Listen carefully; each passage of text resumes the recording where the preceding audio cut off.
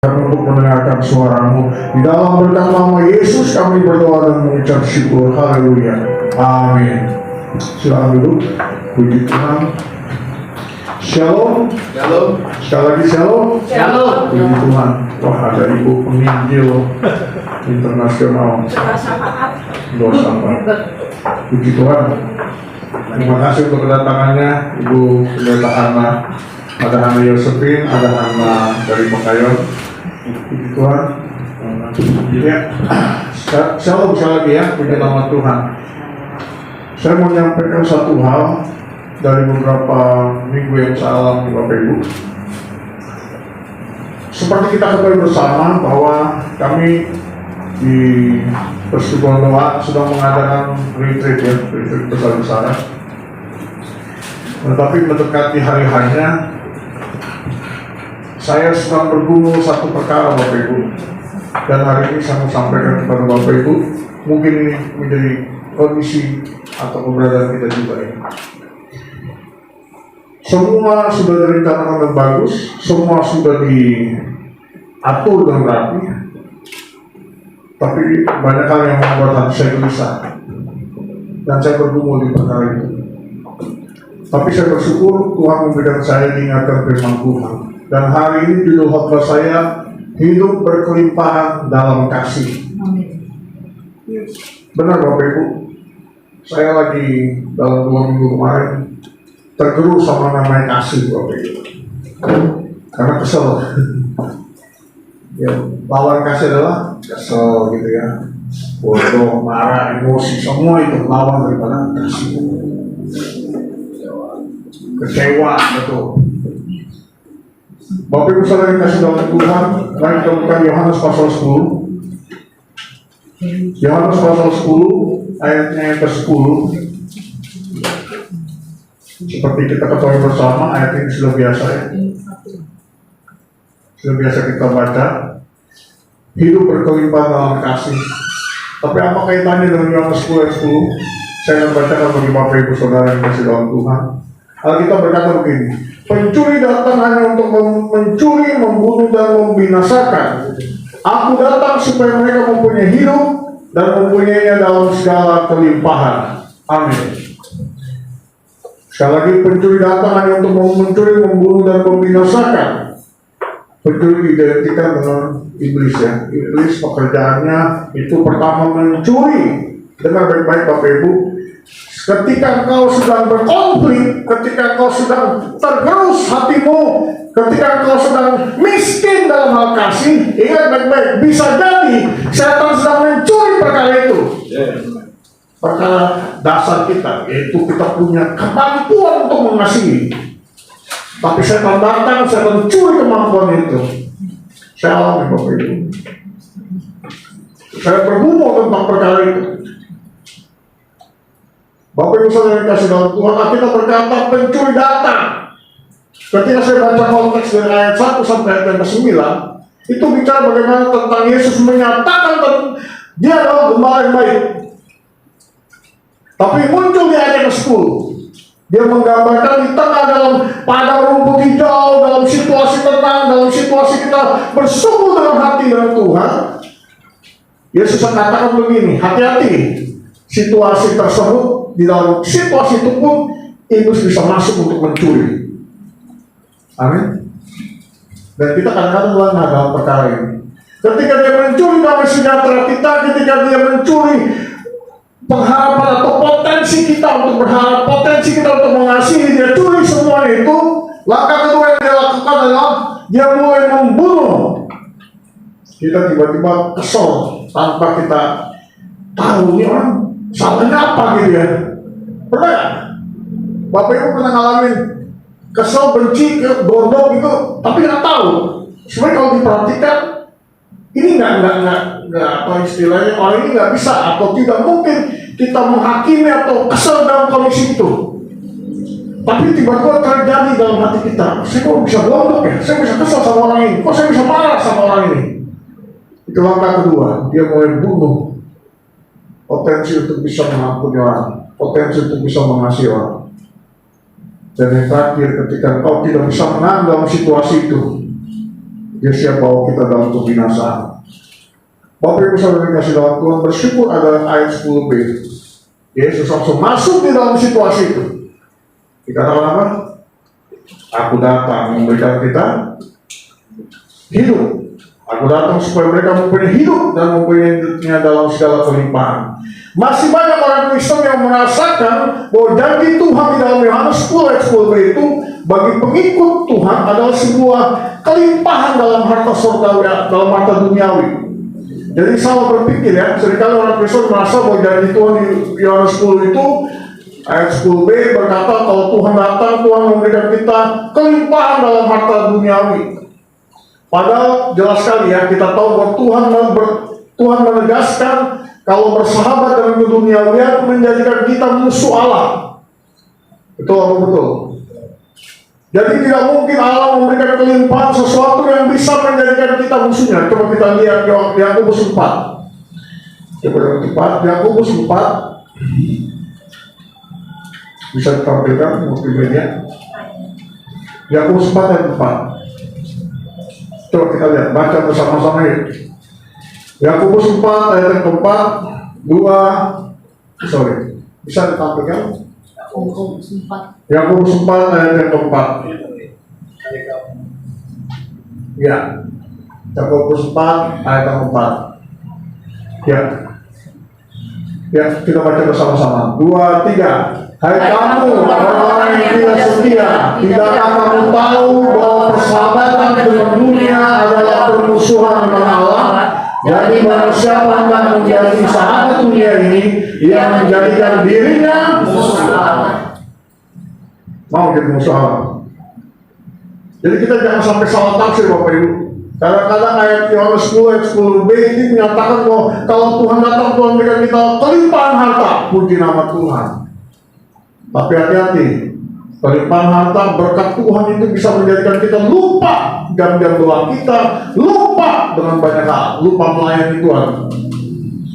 Beberapa hari yang lalu saya nonton YouTube, ada satu orang penginjil, ketika dia mengalami susah, waduh Tuhan, dia dari Muslim, dia dari sebelah, kemudian dia bertobat, dia lahir baru sungguh-sungguh, dia mengalami proses Tuhan.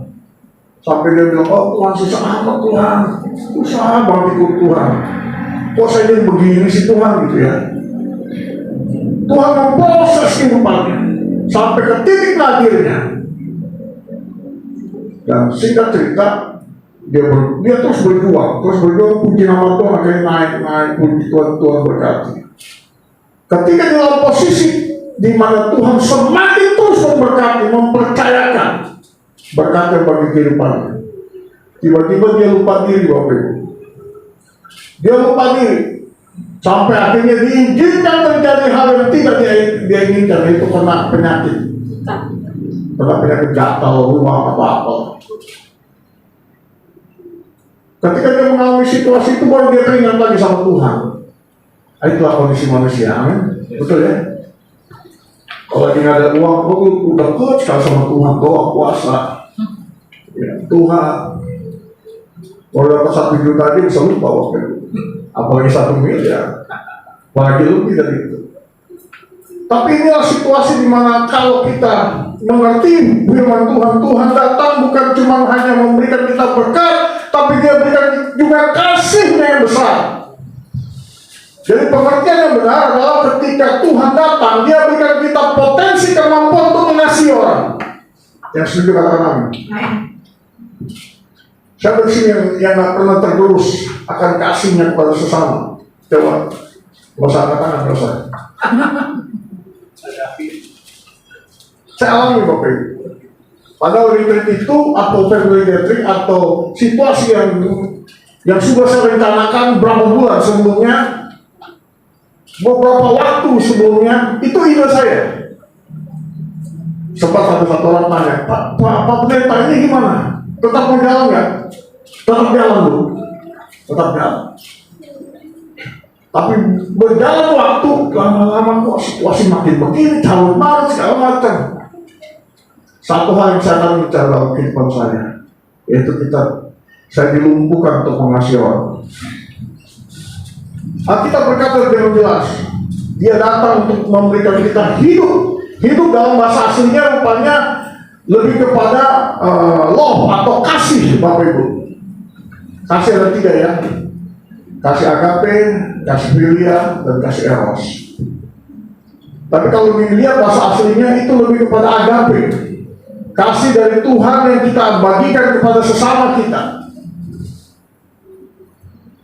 Dari kelimpahan yang dijanjikan bagi semua pengikut Tuhan yang setia dan taat, itu dalam bentuk kelimpahan kasih agape. Kasih agape yang memampukan kita untuk selalu mengasihi sesama kita. Yang setuju kata amin? Ada nggak di sini yang bisa mengasihi tanpa kemampuan dari Tuhan? Coba angkat tangannya. Kita ini berjalan, Bapak Ibu, berjalan dalam kehidupan. Tiba-tiba senggol kanan, senggol kiri, wah kesel gitu ya. Alkitab berkata begini, musuh kita adalah orang serumah kita. Yang setuju kata amin? Amin. Nggak mungkin nggak? Tapi itu kenyataannya kok.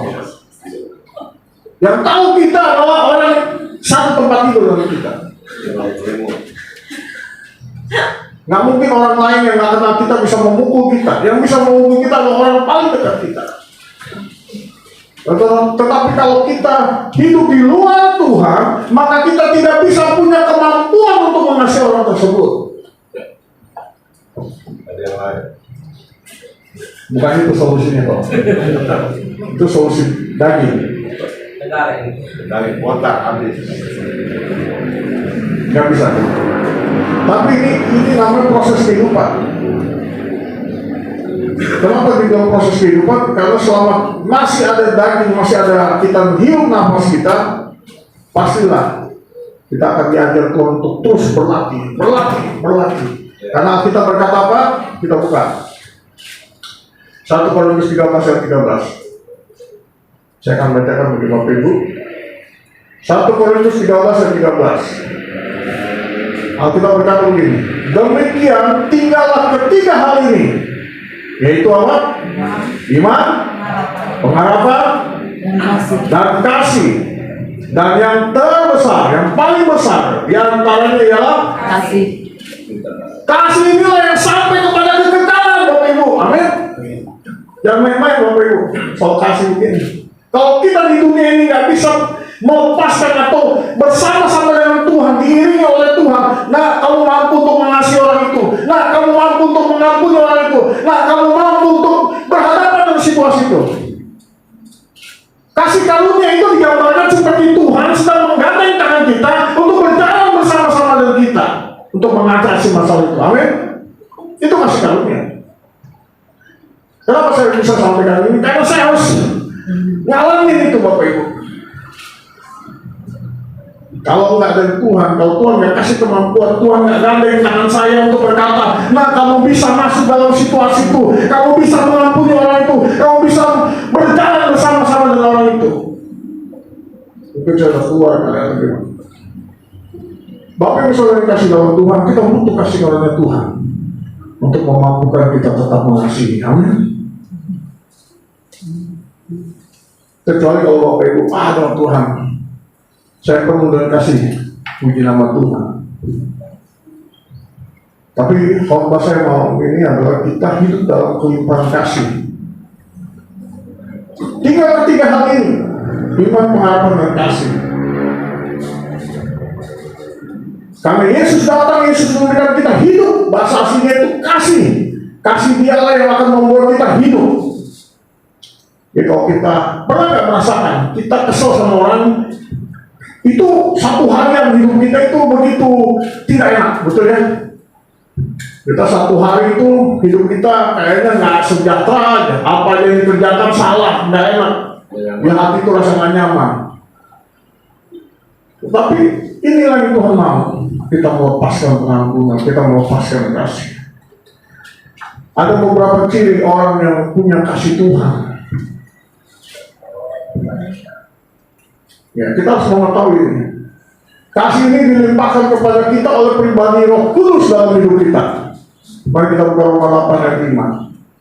Roma 5 ayat 5, Roma 5 ayat 5. Coba kita buka. Roma 5 ayat 5. Alkitab berkata begini, saya baca ya, Roma 5:5. Dan pengharapan tidak mengecewakan, karena kasih Allah telah dicurahkan di dalam hati kita oleh Roh Kudus yang telah dikaruniakan kepada kita. Amin. Kenapa kita diberikan kekuatan untuk mengampuni orang lain? Karena ada pribadi Roh Kudus yang ada dalam hidup kita. Amin. Bapak Ibu Saudara kasih dalam Tuhan, Roh Kudus sudah diberikan dalam kehidupan kita untuk apa? Untuk kita dikasih kekuatan, kemampuan menghadapi situasi tersebut dan bisa menang. Amin. Kita kalah kalau seandainya kita nggak bisa mengampuni orang tersebut. Kita kalah kalau kita tidak bisa menerima kondisi itu. Kita mengikuti emosi kita. Kita lari kemana? Kita cari jalan keluarnya. Ujungnya adalah engkau masuk dalam penderitaan demi penderitaan. Lebih baik kita bertobat sadar, kemudian kembali pada rancangan Tuhan. Manusia dalam hidupnya itu seringkali berhadapan bergumul tentang stok kasih itu. Betul ya? Tapi ketika ada Roh Kudus, kita diberikan kemampuan untuk memiliki kehidupan yang berkelimpah dalam kasih. Jangankan orang lain, suami istri aja bisa ribut. Kami bukan nggak punya masalah, banyak masalah Bapak Ibu. Situasi harus bayar sewain, puji nama Tuhan, Tuhan buka jalan, ada aja burung gagak disiapkan, Tuhan berkati. Tuhan berkati keluarga Pak Roberto sudah membantu kita, puji nama Tuhan. Tuhan berkati keluarga Pak Roberto dan Ibu ini semakin Tuhan tambah-tambahan berkat. Dan kita percaya Tuhan juga akan pulihkan kita semua untuk semakin kita berlimpah di dalam kasih kita, baik kepada Tuhan, kepada sesama, dan juga kepada diri kita sendiri. Amin. Banyak orang juga tanpa disadari, lama-lama dia benci akan dirinya sendiri. Kenapa sih saya nggak berubah-ubah? Itu hati-hati Bapak Ibu. Percayalah Bapak Ibu, ada Roh Kudus yang akan memampukan engkau untuk bisa berkelimpahan hidup dalam kasih Tuhan. Ada beberapa ciri di mana orang berkelimpahan kasihnya Tuhan dalam kehidupannya. Yang pertama, orang yang berkelimpahan kasih Tuhan, yang pertama selalu mengampuni seperti Tuhan mengampuni kita. Ini ciri yang pertama. Bapak Ibu nggak bisa berkata begini, Tuhan ada di dalam saya dan saya ada di dalam Tuhan, saya sering doa, saya sering puasa, tetapi engkau pelit dalam mengampuni, engkau tidak mau mengampuni orang. Padahal Tuhan ajaran utamanya adalah marilah saling mengasihi. Mari kita buka Kolose 3:13. Ya, silakan Bapak Ibu, Kolose 3:13. Saya akan bacakan bagi Bapak Ibu. Multimedia bisa tampilkan Kolose 3:13. Ya, saya akan bacakan. Sabarlah kamu seorang terhadap yang lain, dan ampunilah seorang akan yang lain. Apabila yang seorang menaruh dendam terhadap yang lain, sama seperti Tuhan telah mengampuni kamu, kamu perbuat jugalah demikian. Amin. Selalu mengampuni seperti Tuhan mengampuni kita, itu adalah ciri orang yang berlimpah dengan kasih. Ngomong sih gampang ya, prakteknya ini.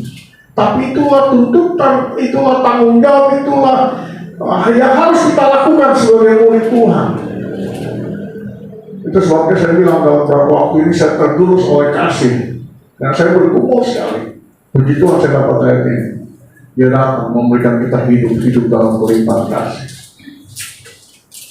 Yang kedua, Alkitab berkata Lukas 6 ayat 36. Coba kita buka Lukas 6 ya, ayat yang ke-36. Ya, Alkitab berkata begini, Lukas 6 ayat 36. Hendaklah kamu murah hati sama seperti Bapamu adalah murah hati. Hendaklah kamu murah hati sama seperti Bapamu adalah murah hati. Ayat yang kedua, ciri yang kedua, pribadi yang penuh dengan kelimpahan kasih Bapa itu selalu punya hati yang murah hati seperti Bapa surgawi. Dia bermurah hati. Bapak Ibu, kalau kau sudah lahir baru, dijamah oleh Tuhan, Tuhan sudah memulihkan hidupmu, Salah satu cirinya adalah bahwa engkau pasti menjadi orang yang murah hati. Kalau kau masih belum bermurah hati, berarti ada sesuatu yang perlu diperbaiki dalam hidupmu. Ciri yang kedua, selalu bermurah hati, sama seperti Bapa di surga, bermurah hati. Ciri yang ketiga, kita buka Matius 12 ayat yang ke-7. Matius 12 ayat yang ke-7. Ya, saya akan bacakan bagi Bapak Ibu. Matius 12 ayat yang ke-7. Jika memang kamu mengerti maksud firman ini, yang kuhendaki ialah belas kasihan dan bukan persembahan, tentu kamu tidak menghukum orang yang tidak bersalah. Yang ketiga, ciri yang ketiga, di dalam Matius 12 ayat 7, selalu berbelas kasihan seperti Tuhan yang senantiasa berbelas kasihan, tidak menghukum orang yang bersalah. Tuhan berbelas kasihan kepada kita, kita pun harus berbelas kasihan kepada orang lain.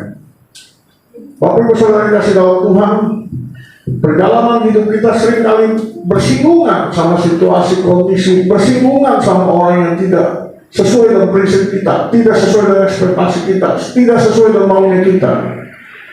Itu sebabnya kita butuh belas kasihan surga supaya kita bisa mengalirkan belas kasihan surga. Tugas kita cuma mengalirkan saja, Bapak Ibu, dan itu tidak mudah. Itu butuh kedewasaan, itu butuh kematangan, itu butuh hati yang lega, hati yang legowo, hati yang bisa menerima situasi kondisi yang ada.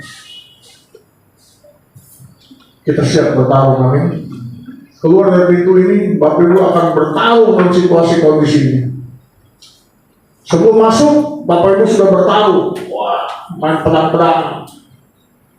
Sudah siap bertarung. Mungkin ada yang kena, mungkin gagal, mungkin kalah, emosi, kesal, menggerutu, marah, segala macam. Masuk ke sini direstorasi, diubah, dikasih tahu, diberikan kekuatan, diberikan penyegaran. Ada Roh Kudus yang mengampuni kehidupanmu dan Roh Kudus yang memampukan kau untuk mengampuni orang tersebut. Kita keluar dari pintu ini, kita kembali lagi bertarung. Tapi berbeda. Perbedaannya adalah kau punya cara berpikir. Yesus di dalam kita yang memampukan kita untuk mengasihi. Yesus punya belas kasihan, kita pun harus punya belas kasihan. Yang terakhir, yang keempat, Lukas 10 ayat 27. Lukas 10 ayat 27, kita berkata demikian. Ya, jawab orang itu, kasihlah Tuhan Allahmu dengan segenap hatimu dan dengan segenap jiwamu dan dengan segenap kekuatanmu dan dengan segenap akal budimu, dan kasihlah sesamamu manusia seperti dirimu sendiri. Ciri yang keempat adalah selalu mengasihi Tuhan dan sesama dengan segenap hati. Jangan setengah-setengah, Bapak Ibu. Kalau setengah-setengah nanti terluka lagi. Betul. Kalau sudah lepas, jangan diminta lagi, jangan berharap kembali lagi. Biarlah kita lepaskan pengampunan, kita lepaskan pengertian, kita sungguh-sungguh legowo menerima orang, menerima situasi itu. Dan kalau kita sudah lepaskan itu, kita nggak usah harap lagi. Bukan udah ngampunin dia, kok dia masih begitu sih sikapnya? Bukan udah terima dia, kok dia begitu terus ya? Dia nggak pernah berubah. Jangan, Bapak Ibu. Jangan, kita kembali datang sama Tuhan, dan Tuhan akan mengisi dengan kasih yang baru. Amin. Itu enak ya dalam Tuhan. Kalau kita kekurangan kasih, kita minta kepada sumbernya. Itu sebabnya ketika kita masuk dalam penyembahan, kita masuk dalam doa, jangan pikirannya kemana-mana, Bapak Ibu. Pikirkan Tuhan. Tuhan, saya butuh kasih-Mu Tuhan, penuhi saya dengan kasih-Mu. Maka secara otomatis kasih Tuhan mengalir dalam hidup kita. Hidup kita menjadi hidup yang berkelimpahan dalam kasih. Amin. Kita mengucapkan diri kita untuk berjalan kudus. Ya, terima kasih.